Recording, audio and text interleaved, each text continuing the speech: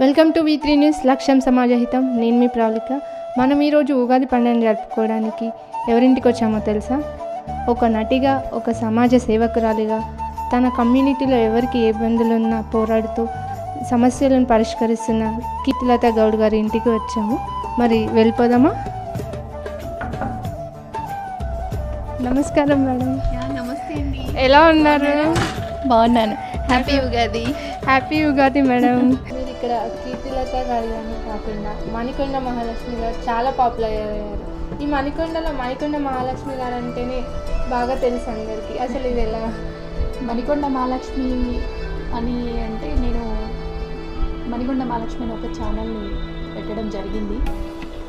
మహాలక్ష్మి ఎంత నిండుగా ఒక లక్ష్మీదేవిలా ఉంటుందో, ఇప్పుడు ఎలాగైతే మనం పట్టు చీర కట్టుకుని బొట్టు అన్నీ ప్రతి ఒక్కరు ఒక మహిళ నిండుగా తయారైతే ఎలా ఉంటుందో అలా సాంప్రదాయంగా తయారై కూర్చొని మనం ఒక మెసేజ్ ఇచ్చేలాంటి కొన్ని ప్రోగ్రామ్స్ నేను చేయడం జరిగింది. సో ఆ ప్రోగ్రామ్స్ కూడా అందరికీ బాగా నచ్చాయి. నన్ను మణికొండ మహాలక్ష్మిగా చాలామంది ఇష్టపడతారు, ఆదరిస్తారు.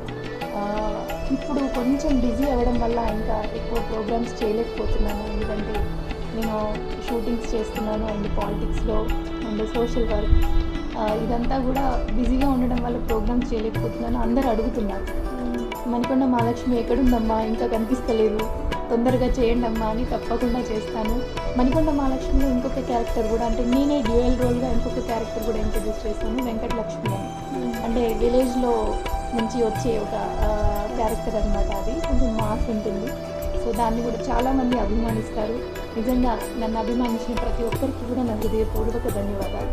నిజంగానే మీ పేరుకు తగ్గట్టుగా సాక్షాత్ లక్ష్మీదేవి వచ్చి నా పక్కన కూర్చున్నట్టుగా ఉంది. థ్యాంక్ యూ అసలు సో మచ్. పాలిటిక్స్, ఇటు మూవీస్, మళ్ళీ ఎవరికైనా ఏ కష్టం వచ్చినా ఇమ్మీడియట్గా రెస్పాండ్ అవుతారు. మళ్ళీ ఇల్లును కూడా బాగా చక్కదిద్దుకుంటారు. అసలు ఇది ఎలా సాధ్యమవుతుంది మీకు? అది మన మనసులో సంకల్పం ఉంటే ఇది చేయలేదు అనేది ఏది ఉండదు. మనం చెయ్యాలి అనుకుంటే ఏదైనా సాధ్యమవుతుంది. మనం చేయలేమనుకుంటే ఏది చేయలేము. సో నాకు ఎవరైనా ప్రాబ్లం అని చెప్తే ఫస్ట్ ఆఫ్ ఆల్ నా మనసులో పట్టదు. వాళ్ళ దగ్గరికి వెళ్ళిపోవాలి. వాళ్ళకి ఎలా చేస్తే వాళ్ళకి నేను అందించగలిగేంత నేను చేయగలిగితే నేను చేస్తాను. లేదంటే ఇలా ఉంది అని ఎవరిని అడిగినా చాలామంది మంచి మనసు ఉన్న వాళ్ళు చాలామంది ఉన్నారు. చాలామంది స్పందిస్తారు, వాళ్ళకి సహాయం చేయటనిస్తారు. అట్లా ముందుకెళ్ళి సహాయం చేయడం జరుగుతుంది చాలామందికి. మరియు పాలిటిక్స్లో నేను ఇప్పుడు టీఆర్ఎస్ పార్టీలో ఉన్నాను. తెలంగాణ రాష్ట్ర సమితిలో నేను వర్క్ చేస్తున్నాను. గత 2011 నుంచి ఉన్నప్పటికీ 13 నుంచి కొంచెం యాక్టివ్గా నేను పార్టీలో ఉండడం జరుగుతుంది. ఉద్యమ కాలంలో కూడా నా పిల్లలు చిన్నగా ఉండడం వల్ల అన్నింటికి అటెండ్ అవ్వలేకపోయినా నేను మనకు తెలంగాణ రావాలని సంకల్పాన్ని రోజు నేను చేసేదాన్ని. ఖచ్చితంగా తెలంగాణ సాధించుకోవాలని సంకల్పంతో ఉండేదాన్ని. నాకు వీలైనప్పుడల్లా నేను కూడా ఉద్యమంలో పాల్గొనేదాన్ని. ఏది ఏమైనా మన కేసీఆర్ గారు మన తెలంగాణని సాధించి ఎంతో అభివృద్ధి చేస్తున్నారు. సాధించడమే కాదు, తెలంగాణ ప్రభుత్వం వచ్చిన తర్వాత మాకు ఈ ప్రాబ్లం ఉంది అనే వాళ్ళు ఎవరూ లేరు. ఒక అవ్వ ఒకనాటి రోజున కొడుకు తిండి పెట్టకపోతే పరిస్థితి ఏంటి, మెడిసిన్ తేకపోతే పరిస్థితి ఏంటి, అంటే వాళ్ళకు పంటలు పండకనో లేకపోతే ఏదో ప్రాబ్లం ఉండి నాకే వెళ్ళట్లేదు, నీకెక్కడి నుంచి మందులు తెచ్చేయాలని అనే రోజులు ఉండే ఒకప్పుడు. కానీ ఇప్పుడు ఎవరి కోసం ఎదురు చూడకుండా ఆత్మాభిమానంతో కేసీఆర్ సారే పెద్ద కొడుకు అయిండు. ఎందుకంటే వాళ్ళకి ఆసరా పింఛన్లు ఇస్తున్నాడు. ఒంటరిగా ఉండే మహిళలకు కూడా జీవనాధారం ఏమీ ఉండదు. చదువుకున్న వాళ్ళు ఉంటారు, చదువుకోని వాళ్ళు ఉంటారు. ఇంకా మహిళ ఒంటరిగా ఉందంటే చాలా రకాల ప్రాబ్లమ్స్ ఫేస్ చేస్తూ ఉంటుంది కూడా. వాళ్ళకి కూడా ఒంటరి మహిళ పింఛన్ ఇచ్చి ఒక అన్నగా తోడుంటున్నాడు. కళ్యాణ లక్ష్మి అయితే 1,116 రూపాయలు ఇంటికి కట్నంగా పంపిస్తున్నాడు. అసలు ఎవరు చేస్తారు ఇవి? ఏ రాష్ట్రంలో జరుగుతున్నాయి? ఇలాంటి పథకాలు ఏ రాష్ట్రంలోనూ లేవు. రైతు బీమా, రైతు బంధు, మన పంట పండియడానికి మనకి పెట్టుబడి సారే ఇస్తున్నారు, మన తెలంగాణ ప్రభుత్వమే ఇస్తుంది. రైతు బీమా దురదృష్టవశాత్తు రైతు చనిపోతే రైతు బీమా ఇస్తుంది. వీళ్ళకు లేవు అని లేదు. వికలాంగుల పెన్షన్ దగ్గర నుంచి ఎవ్రీథింగ్ ప్రతి ఒక్కరూ కూడా మన తెలంగాణ ప్రభుత్వం వల్ల చాలా సంతోషంగా ఉన్నారు. మనం ఇప్పుడు చింతపండు రసం మీరు ఇంకేదైనా ఇంకొకటి ఇప్పుడు ఈ షెడ్యూల్ లాగానే మీ జీవితంలో కూడా చాలా ఇబ్బందులతో మీరు ముందుకొచ్చి ఈరోజు ఈ స్థాయికి రాగలిగారని మాకు తెలిసింది. అసలు ఎలా ఫేస్ చేశారు ఇవన్నీ? ఇంకా మనం మనుషులం, ఇందాక అనుకున్నాం కదా, మనం మనిషిగా ఉన్నప్పుడు ప్రతి ఒక్కరి జీవితంలోనూ షడ్రుచులు లాంటి రుచులు అనుభవాలు ప్రతి ఒక్కరికి ఉంటాయి. అలాగే నేను కూడా చాలా కష్టాలు, నష్టాలు, సంతోషాలు ప్రతి ఒక్కటి షడ్రుచులు అన్నీ అనుభవించి వచ్చాను. కానీ అందరూ కూడా మన పూర్వీకులు చెప్పినట్టు ప్రతిదీ కూడా మన జీవితంలో అదొక పార్ట్, ఒక సీజన్ లాంటిది. అంటే అది ఎప్పుడు ఉండదు. కష్టం వస్తే ఎప్పటికీ ఉండదు, సుఖం వస్తే ఎప్పటికీ ఉండదు, ఏ ఫీలింగ్ కానీ ఎప్పటికీ ఒకేలా ఉండదు. ప్రతిదీ మారిపోతూనే ఉంటాయి. ఒక రోజు 24 గంటలు ఎలాగైతే ఉంటుందో, తెల్లారితే డేట్ ఎలాగైతే చేంజ్ అవుతుందో, మన కష్టం కానీ మన ఫీలింగ్స్ కానీ ఏదైనా సరే నెక్స్ట్ చేంజ్ అవ్వాల్సింది. అలా అని డిప్రెషన్లో ఉండి ఏం చేయలేకపోవడం అనేది అసలు చాలా అది చేయకూడదు. అలా ఎవరైనా ధైర్యంగా ఎంత కష్టం వచ్చినా దేవుడు ఉన్నాడు, దేవుడి మీద భారం వేయండి, నిజాయితీని నమ్మండి. నమ్మితే మనకి ఖచ్చితంగా మన చేయబట్టుకొని మన దేవుడే మనల్ని తీసుకెళ్ళినట్టు అన్నింటిలోనూ మనల్ని సక్సెస్ చేస్తాడు. నేను ఆ సక్సెస్ మంత్రాన్ని నమ్ముతాను. ఏమని? మన పాజిటివిటీ. మనం పాజిటివ్గా ఆలోచించాలి. మనం ఒకరి గురించి చెడుగా మాట్లాడొద్దు, మనం ఒకరి చెడుని కోరుకోవద్దు. అందరూ బాగుండాలని కోరుకునే ఏదైతే ప్లెయిన్ మెంటాలిటీ, పాజిటివ్ మెంటాలిటీ ఉంటుందో వాళ్ళందరూ కూడా ఖచ్చితంగా సక్సెస్ అయిపోతారు. ఎప్పుడైతే మనం కామన్గా అంటూ ఉంటారు మహిళలకు అసూయ ఉంటుంది, లేకపోతే 4 జడలు కలిసి ఉండవు, 40 జుట్లు కలిసి ఉంటాయి కానీ 4 జడలు కలిసి ఉండవు అంటారు. అది యాక్చువల్గా వాస్తవమే. కానీ ఏంటంటే మనం కొన్ని చోట్లలో చూస్తూ ఫేస్ చేస్తూ ఉంటాం. కానీ అలా ఉండకుండా అందరం కూడా సోదరీ భావంతో ముందుకు వెళ్తూ అందరం కూడా మంచి పాజిటివ్ మైండ్తో ఒకరికొకరికి చేయూతను అందిస్తూ, మనం సక్సెస్ రావాలంటే వాళ్ళ చేయూత తీసుకుంటూ, వాళ్ళు సక్సెస్ అవ్వాలంటే మనం చేయూతను అందిస్తూ ముందుకెళ్తూ ఉంటే ప్రతి ఒక్కరం సక్సెస్ అవుతాం. ఒకరు ఎదుగుతుంటే ఓర్వకపోవడం ఇలాంటి ఫీలింగ్స్ ఉంటే మనమే ఎదుగుతాం. అది మనకి ఈ పండగలోని వీటిల్లోనే చెప్తుంది కామన్గా. మనం ఎప్పుడు కూడా పాజిటివ్ మైండ్తో వెళ్తే మనకు సక్సెస్ ఖచ్చితంగా వచ్చి తీరుతుందని నేను నమ్ముతాను. అసలు మీరు అంటే ఎవరికి ఏ కష్టం వచ్చినా నేనున్నాను అంటూ ఫైట్ చేస్తారు. రాజకీయాల్లో కూడా చాలా యాక్టివ్గా ఉంటారు. అసలు మీరు ఏమవ్వాలనుకుంటున్నారు? నేను ఇది అవ్వాలి అది అవ్వాలని ఒక స్పెషల్ ఏదైతే ఏం లేదండి. నా వల్ల అయినంత వరకు నేను సమాజం కోసం పాటుపడాలి, సమాజ శ్రేయస్సు కోసం నేను పనిచేయాలి అనే ఒక సంకల్పంతోనే నేను ముందుకు వచ్చాను. నా పిల్లల్ని నా ఫ్యామిలీని నేను చూసుకుంటూ, నా ఫ్యామిలీ నాకు ఎంత బాధ్యత ఉందో నాకు సమాజం మీద కూడా నాకు అంతే బాధ్యత ఉందని నేను నమ్ముతాను. అంటే సమాజం మీద బాధ్యత ఉంది అంటే సమాజాన్ని నేను టోటల్గా ఉద్ధరించకపోవచ్చు. నాకు చేతనైనంత వరకు అందరూ నాకేంటి అనుకుంటే ఏం చేయలేరు. అందరూ కూడా మనం ఎంత చేయగలుగుతామో అంత సేవ చేద్దాం, అంత సహాయం చేద్దామని ముందుకు వస్తే ఖచ్చితంగా ఎక్కడ కూడా ప్రాబ్లమ్స్ అనేవి ఉండవు.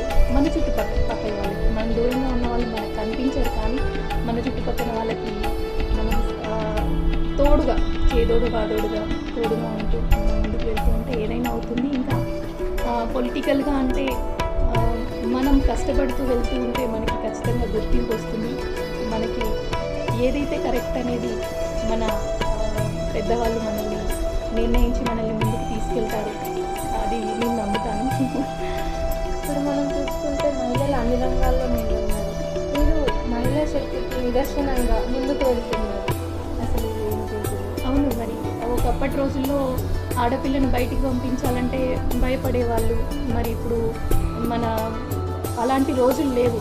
మనకి కూడా ఇంత రిజర్వేషన్ అని వచ్చింది, మనకు కూడా సమాన హక్కులు వచ్చాయి. కానీ ఇప్పటికీ కూడా బయటికి రాకుండా వాళ్ళ ఏమంటారు వాళ్ళకు ఉండే గోల్స్ని చంపుకొని ఉండేవాళ్ళు చాలామంది ఉన్నారు. కానీ అలా ఉండకుండా మనకేమనిపిస్తుందో, మనం ఏం సాధించాలనుకుంటున్నామో మన ఇంట్లో వాళ్ళకు తెలియజెప్పి అర్థమయ్యేలా మనలో మనం మదనపడి అరే నేను ఇది అవ్వాలనుకున్నాను అవ్వలేకపోతున్నాను అని ఒక ఫీలింగ్ పెట్టుకోకుండా మనం చెప్పి చూస్తే నిజంగానే వాళ్ళు మనకు సపోర్ట్ చేయొచ్చు. నేను ఇది అవ్వాలనుకుంటున్నాను, నాకు సపోర్ట్ చేయండి అంటే వాళ్ళు ఖచ్చితంగా సపోర్ట్ చేస్తారు. మనం వాళ్ళని అడిగే పద్ధతిలోనే ఉంటుంది. అండ్ ఇంకొకటి, ఎవరైనా మహిళ తన ముందుకు వచ్చి నేను ఇది చేయాలనుకుంటున్నాను, నా గోల్స్ ఇలా వస్తాయి, ఆ ఫ్యామిలీ మెంబర్స్ కానీ, అన్నతమ్ములు కానీ, తల్లిదండ్రులు కానీ కనీసం వాళ్ళ గోల్స్ని రీచ్ అవ్వడానికి మీ చేయుతను అందివ్వాలని నేను మనస్ఫూర్తిగా ప్రతి ఒక్కరిని కూడా ఒక మహిళగా, ఒక సోదరిగా, ఒక బిడ్డగా నేను అందరినీ వేడుకుంటున్నాను. ఎందుకంటే మహిళ అంటే ఏం తక్కువ కాదండి, కొడుకుతో సమానం. కొడుకు ఎలా చూస్తాడో ఇంకో కూతురు అంతకంటే ఎక్కువ ప్రేమగా చూస్తుంది. కొడుకు ఇప్పుడు ఎవరు అలా చూడట్లేదు, కానీ కొన్ని ప్లేస్లలో ఉంటే అది కూడా మార్చుకోవాలని నేను ఈ సందర్భంగా కోరుకుంటున్నాను. మరి చాలామంది మీరు ఒక మంచి పదవిలో ఉంటే చూడాలని కోరుకుంటున్నారు, వాళ్ళకి న్యాయం జరుగుతుంది అనుకుంటున్నారు. మరి మీరు నెక్స్ట్ ఎలక్షన్స్లో మిమ్మల్ని మేము ఎలా చూడొచ్చు అంటారు? అందరూ కూడా నన్ను అలా ఆశీర్వదిస్తున్నారు. అండ్ నీలో ఆ కళ ఉందమ్మా, నీకు ఆ పని చేసే ఆ తత్వం ఉందమ్మా, మేమందరం బ్లెస్ చేస్తున్నారని వాళ్ళ మంచి మనసుతో నన్ను ఆశీర్వదిస్తున్నారు. వాళ్ళందరికీ కూడా నిజంగా నేను కృతజ్ఞతలు తెలియజేసుకుంటున్నాను. చాలా రుణపడి ఉంటాను. ఎందుకంటే మనలో ఉన్న ఆ క్వాలిటీస్ని గుర్తించి ఆశీర్వదించడం అనేది, అది మనస్ఫూర్తిగా ఆశీర్వదించే ఆశీర్వచనాలు అవి ఖచ్చితంగా ఫలిస్తాయి. మనం కష్టపడుతూ వెళ్తే మనకి ఫలితం ఖచ్చితంగా వస్తుంది, ఒక రోజున వస్తుందని నేను నమ్ముతున్నాను. అంటే ఇప్పుడు దేంట్లో ఉండబోతున్నాను అనే దానికి ఇంకా మనకేం క్లారిటీ లేదు. నేను పార్టీ కోసం ఒక కార్యకర్తగా నా మనస్ఫూర్తిగా నా జీవితాంతం నేను వర్క్ చేయడానికి నేను రెడీగా ఉన్నాను, చేస్తున్నాను. అది ఎంత కష్టపడడానికైనా నేను రెడీగా ఉన్నాను. నేను నమ్మిన సిద్ధాంతాలను, నేను నమ్మిన నా పార్టీని, మా నాయకుడు కేసీఆర్ గారికి, కేటీఆర్ గారిని వాళ్ళని అనుసరిస్తూ వాళ్ళ ఆశయాలను ఉనికిపుచ్చుకొని నేను వాళ్ళని ఫాలో అవుతున్నాను. వాళ్ళు ఏది చెప్తే అది చేయడానికి రెడీగా ఉన్నాను. ప్రజలందరి కోసం కూడా నేను నా జీవితాంతం నేను సేవ చేయడానికి రెడీగా ఉన్నాను.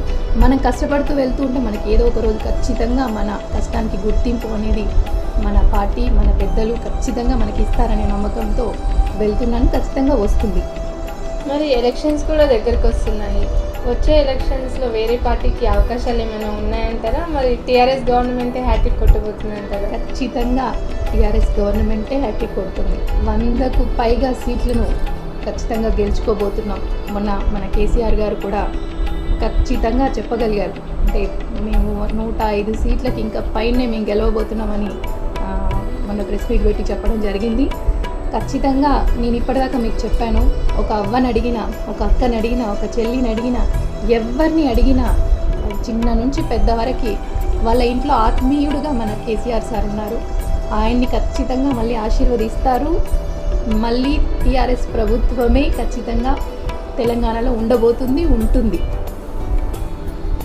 మీకు మీ కమ్యూనిటీ పరంగా కూడా ఒక పదవి ఉంది, దాని ద్వారా కూడా ఎన్నో సేవా కార్యక్రమాలు చేస్తున్నారు, దాని గురించి చెప్తారా? నేను తెలంగాణ గౌడ సంఘం రాష్ట్ర ఉపాధ్యక్షురాలిని.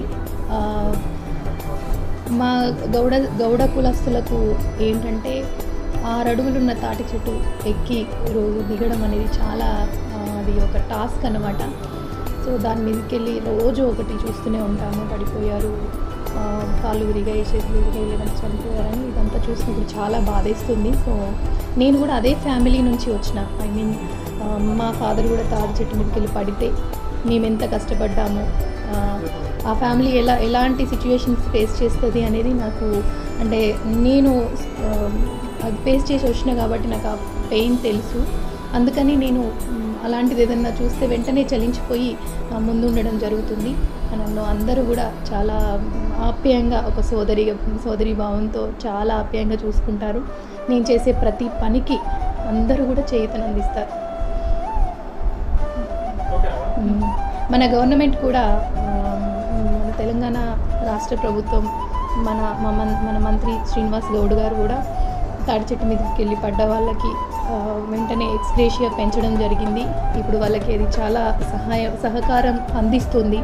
ఇంకా మన బీసీ కమిషన్ నుండి కూడా ఈ మధ్య కాలంలో పడిన వెంటనే చనిపోతే 25,000 దహన సంస్కారాలకి, మరియు హాస్పిటల్లో ఉండే ఒక 15,000 హాస్పిటల్ ఖర్చులకి అలా వెంటనే మన ప్రభుత్వం అందిస్తుంది.